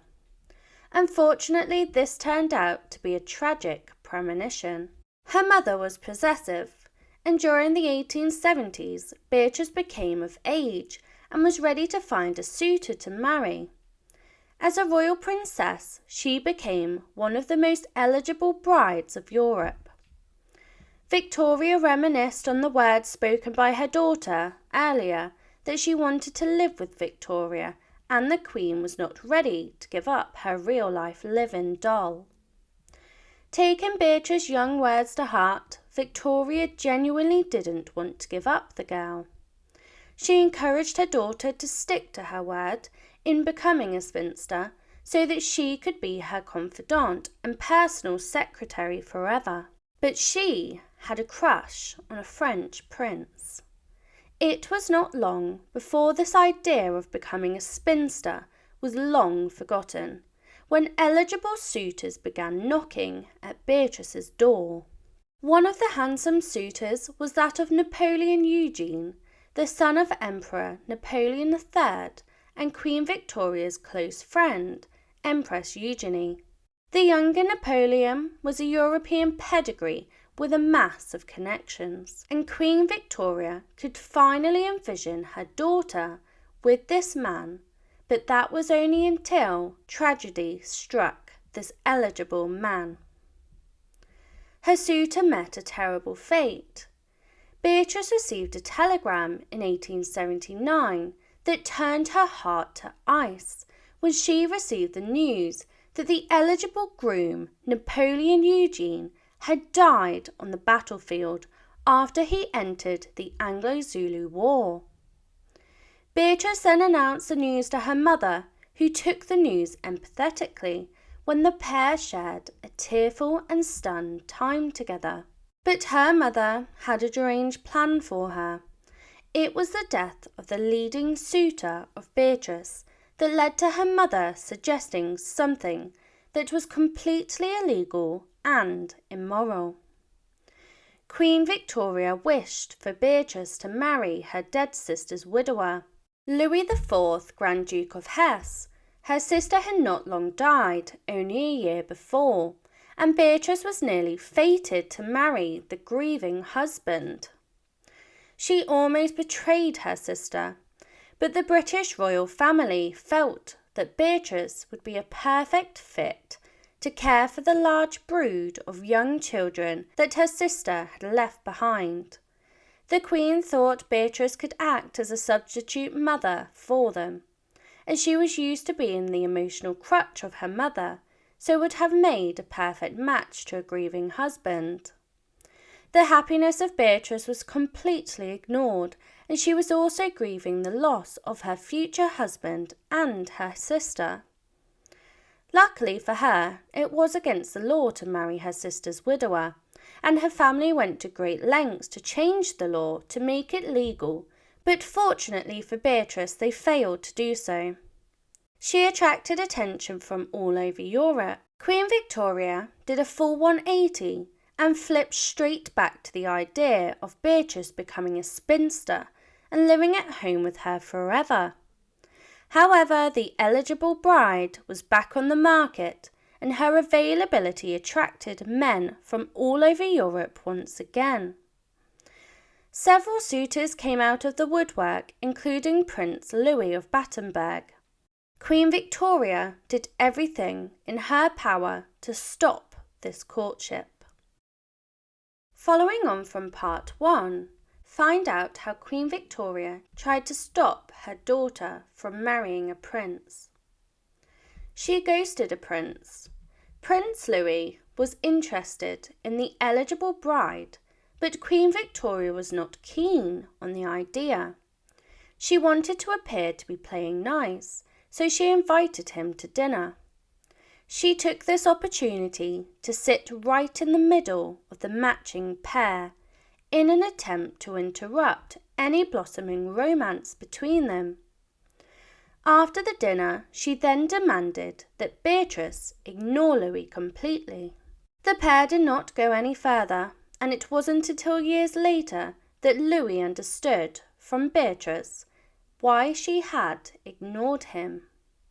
This was the beginning of the end for her relationship with her mother. Her ex went on to marry someone else. Louis went on to marry someone else after being rejected from the British princess. He instead opted for the easier goal of Beatrice's niece, Victoria of Hesse. Princess Beatrice was invited to the royal wedding, of which she attended, perhaps to show her what she was missing out on. But just as her ex had left the market, another one came along. So she went on the rebound. It was at the wedding that the groom's brother caught her eye, which must have been difficult for Louis to witness. She spent the wedding day with Prince Henry of Battenberg, and they enjoyed each other's company, talking, dancing, and sharing flirtatious romance. Beatrice returned home and told her mother she was to wed Prince Henry. Queen Victoria was in charge of the matchmaking between the members of her family, and her permission was required for a marriage to go ahead. Beatrice was over succumbing to her mother's demands, and so she no longer cared for her opinion on the matter. So her mother gave her the silent treatment. The Queen's response for the princess's rude approach to her match was to famously ignore her. Victoria was devastated at the prospect of her youngest child leaving her. She retaliated with cold and cruel silence and refused to respond to her at all. She ignored Beatrice for 7 months, only writing notes to her if she needed to communicate something. So Beatrice had to make a big sacrifice. A year and a half after the princess had announced her engagement to Prince Henry, the Queen finally agreed to speak to her daughter face to face, but she was armed with a selfish ultimatum. Victoria was insistent on not giving up her child living with her, and she very selfishly demanded that if Beatrice wished to marry her Prince Charming, that the newly married pair would move in with her after the wedding. This was an attempt to control her daughter, and she had a lot of time to think of the best tactic to do this. With few other options, Beatrice agreed, and it would eventually end in tears. She went on to have a fairy tale wedding, and Beatrice finally got to the wedding she desired, and in the summer of 1885 she had a very opulent wedding, flaunting the wealth of the British royal family in a fairy tale event. She finally married Prince Henry of Battenberg, and Queen Victoria gave her daughter her wedding veil, as Beatrice had always loved lace. This was something that her other sisters were not privileged to receive. Despite the public display of wealth and happiness, behind the scenes, the princess was miserable because her mother stole the show. Beatrice's big day was plagued by the sadness of her mother, who made the whole spectacle all about her and her feelings. As she walked down the aisle to the loving husband she had waited so long to marry, her mother held back obvious tears. And the married pair didn't get a real honeymoon. The Queen forbid a honeymoon that reflected the opulence of the wedding day. Instead, she meddled in their blossoming marriage and requested that the newly married pair stay local, only miles from her home at Qua Abbey House on the Isle of Wight. It was while she was on this very low-toned honeymoon that she lost her innocence. Victoria likely spent her daughter's entire honeymoon breaking out into hives. Beatrice, who was young and naive, was unaware of what occurs on one's wedding night, and her mother loathed her daughter's further loss of innocence. Perhaps unsurprisingly then, Victoria also insisted they stay away only for a short amount of time. Beatrice was to become housebound, and she began to feel suffocated by the increasing demands of her mother. The married couple returned to the Queen's side, as was agreed in the selfish ultimatum. The Queen was now demanding that the princess and her husband not travel away from the home at any time, as she relied on them too heavily for them to leave her side. It didn't take long for this suffocating behaviour to turn into feuding, and her husband got restless. Prince Henry loved Beatrice dearly, and it was evident in the long strenuous engagement and the fact that he had put up with his mother-in-law's demands and ultimatums. But the prince had other ambitions in life, and he had his eye on a successful military career. He wanted to see the world, but Victoria had forbid him to leave her side, which probably only made his desire to escape more exacerbated. He began to beg his wife to gain approval from the Queen for him to become an officer in the military. Their request was refused. The Queen did not want him to be put in harm's way. Henry had to get his kicks from somewhere, and this led to the breakdown of their marriage, because his love strayed. Prince Henry was extremely handsome, and his masculine appearance attracted all of the ladies, and well, the prince also noticed them right back. When Henry attended a carnival one year, word got back to Beatrice that he was keeping low company, and that his eyes and his body had wandered. This led to Beatrice taking desperate measures when she decided to spy on her husband. Princess Beatrice was extremely upset and jealous, as most wives would be, at hearing the news that their husband is cheating on them. She was curious of her husband's actions, and she dispatched one of her own Royal Navy officers to tail Henry and keep an eye on him. Her motivation was to stop him from keeping company again, but unfortunately her plan backfired. Beatrice, not surprisingly, inherited just a small amount of her mother's clinginess. The princess had always been happy with Henry, and she loved and enjoyed his company. These feelings were not always reciprocated, however, and due to the intense pressure he was put under by his mother-in-law, he began to feel restless by his marriage and royal duties. He started to take more opportunities to slip away from the palace, until one year he went out in the worst way, when he literally ran away. Prince Henry had completely reached his breaking point, and he very unconventionally, for a prince, escaped the palace for good. Or so he thought. He ran away to Corsica on a boys' trip with his brother Louis. What he faced next shocked him to his core. Queen Victoria used her extreme power and wealth to show him that he could not wander away as he pleases. In true royal fashion, she sent a warship to find and bring back Beatrice's errant husband. An expensive retrieval of someone's husband, but an effective one. A mother's worst nightmare. The young princess had to admit that she had consummated the marriage with her husband to her mother when she announced that she was expecting a child. Beatrice had miscarried in the very early months of her marriage, and she was determined not to lose this child too. She therefore reduced her physical activities and social engagements to reduce the risk to her unborn child. But this action led to some very unpleasant consequences, because her mother judged her harshly. Most of the royal household was used to treating Beatrice like a child, but upon hearing the news, Queen Victoria treated her with contempt.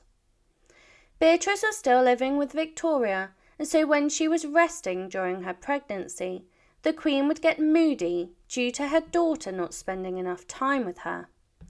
Victoria called her resting moping, and boasted that when she was pregnant, I regularly came to dinner, except when I was really unwell, up to the very last day. Beatrice went on to have a royal brood of her own, and that November Beatrice gave birth to a son, the newest heir to the British throne. They named him Alexander, with the nickname Drino. The couple went on to have 3 more children, getting pregnant and giving birth every other year until 1891.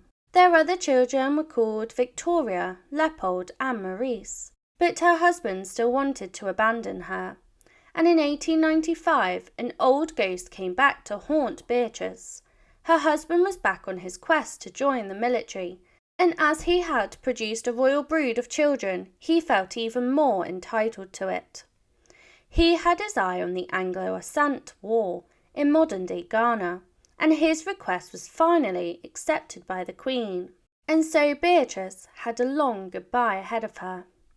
In December of that year, Beatrice waved goodbye to her beloved Henry as he went off to fight for Queen and country. After only a couple of weeks, the fatal truth that Victoria had previously envisioned came true, and Henry died. He had contracted a deadly case of malaria. They sent him home to be with his family, but he did not make it back alive, because her husband had died a horrible death. Beatrice had heard the news that her husband was sick, and she was relieved that he would be coming home. But what happened next she did not expect. She went to meet the boat back from Africa, but when she expected to see her husband, she was instead greeted with a telegram telling her the news of her husband's death. Beatrice was understandably heartbroken. She had grown up in a household full of grief, and so she did what she knew best. She grieved for the Prince Henry, who she would never see again, and she withdrew from the court, and she refused to take part in many aspects of her life. She began to neglect her family just like her mother once did with their family. The Queen surprisingly attempted to cheer her daughter up, and she organised for her to have a dark room for her hobby in photography. But this gesture was not enough to pull her out from despair. The princess was unwilling to drag herself out of mourning, and this led to a breakdown of her relationship with her own children. History was repeating itself again through the generations. The children began acting out in school, with her daughter becoming troublesome and rebellious, and her eldest son, Alexander, telling unwarrantable truths. After all of the heartache that she had experienced in her life, she completely lost her purpose. On January the 22nd, 1901, Beatrice's life changed forever. This was the day that her mother died, ending the Victorian age, and leaving her free of her mother's influence for the first time. Ironically, her mother died on the 5th anniversary of the day she had learned of her husband's death, which led to a double dose of heartbreak. Not only this, but she also then began to have sibling rivalry, and when her mother died, she fell out of favour in the court, as she was not in a privileged position as she was previously. There was a giant gap in the ages between King Edward VII and Beatrice, which led to a relationship or bond never really forming. When Edward created his inner circle, Beatrice was completely omitted from it. She had completely fallen out of place in the hierarchy of the royal family, and she went on to make a huge mistake in the eyes of her brother. As the sister of the new king, she was still expected to act in the correct manner and attend all official events. One of the most important events she was invited to was the coronation of her brother as king. She had become clumsy during the service, and she dropped her prayer book, taking the attention completely away from the new king and putting it onto her, and this absolutely infuriated her royal brother. So he went on to betray her. Beatrice and her husband had spent the majority of their marriage at Osborne House, and it was her mother's favourite home and also her place of death. Edward, however, wanted to sell it, much to her dismay, but she begged her brother not to, and only partially succeeded, with the king extending the grounds for her own Osborne cottage. She knew Queen Victoria's deepest thoughts, though, and after Victoria passed away, Beatrice, as her secretary, was responsible for transcribing and editing the Queen's lengthy and detailed diaries for posterity and publication. There were hundreds of volumes, and Victoria did not leave out any details, and she covered her candid opinions on both her family and her country. So Beatrice took it upon herself to censor her mother. As her mother's closest confidant, she knew of her desire for privacy, and so Beatrice opted to remove enormous parts of her Victoria's memories. She reduced the hundreds of journals to just 111 volumes, and that took a whopping 30 years to complete. Beatrice's nephew, the future King George V, despised what his aunt was doing to his grandmother's legacy, but no one could stop her because she knew a big secret. The Queen deeply mourned the loss of her husband, Albert, for years, but it is rumoured that she did eventually find happiness again in the comfort of the arms of her Scottish personal attendant, John Brown. We may never know for sure, due to Beatrice removing much of her mother's journal entries, and so there is no proof of an affair. The Queen, however, was buried with a lock of his hair, which would be a very unusual thing for a colleague to do, unless there was more to it. Sadly, Beatrice's later years provided very little happiness. Her children were becoming part of the reason for her to be unhappy. Her daughter married Alfonso XIII of Spain, and she had climbed high up the hierarchical ladder. But this marriage led to disaster, and Beatrice spent many times consoling her upset daughter when she returned back to England on many occasions. Beatrice was to suffer even more heartbreak when her son repeated history. In 1914, Beatrice saw the outbreak of World War I, and history repeated itself in the life of her son. He joined the military in his father's footsteps, and just like she had also had decades before, Beatrice stayed home and prayed for her young son's safety. Once again, history repeated itself to horrible effect, and she lost her favourite child. World War I only began in the late July of 1914, but Prince Maurice was killed in action before the year was even up. He was caught up in a shell explosion while leading his men across a ridge. He was only 23 years old, and Beatrice was completely devastated yet again by the loss in her life. She once again withdrew from public court after losing her youngest son. She carried the royal disease. The royal family was plagued with a blood clotting disorder passed down by Queen Victoria. The royal disease was a dangerous and often fatal disorder called haemophilia, and it spread all across Europe through the many marriages that Victoria made. Both the Queen and Beatrice were carriers of the disorder, and the evidence of this came to light the hard way. In 1922, her son Leopold needed knee surgery, but as a haemophiliac whose blood could not clot, he died at only 32 years old. In the end, Beatrice endured long past so many of the people that she loved. She even outlived her nephew, King George, and publicly laid wreaths in memory of him.